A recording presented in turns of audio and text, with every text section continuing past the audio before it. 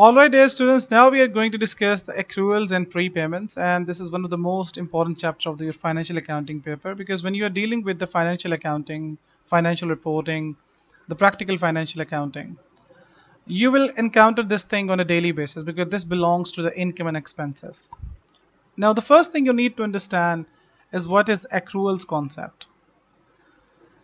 Look, when we are dealing in the transactions related to the business, specifically related to the income and expenses, maybe we are not dealing directly into cash. Maybe the cash payments are involved at some point in future. For example, you received your electricity bill and there's a due date for that.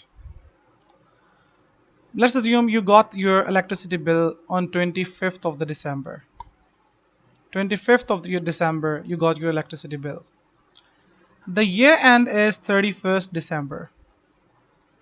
And you are going to make the payment of this electricity bill. You're going to pay this bill, let's assume, on 10th of the January.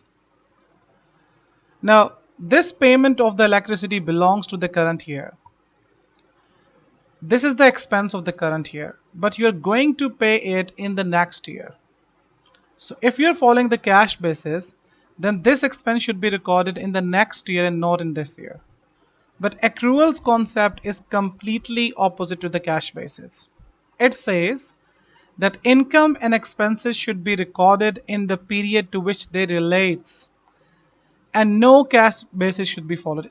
I have given you the example of the expenses. It can be something related to the income. Let's assume you have given any surplus property on the rent. You are having a property which was surplus, and you gave that property on the rent to generate the rental income. Now let's assume the rent is being due on 1st of December, and your tenant said that they will be paying this rent on 5th of the January, which is the next year, because your year end is 31st December. Now if you're following the cash basis, this income should be recorded in the next period, in the next year. But according to the accrual concept, this income belongs to the current year and should be recorded within the current year.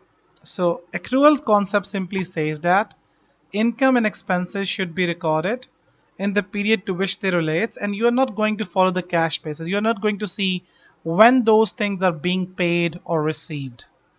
So let me read it for you.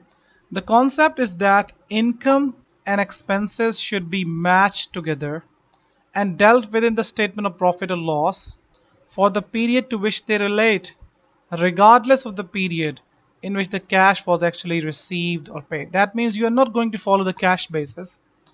You are going to see the related period of that income and expense.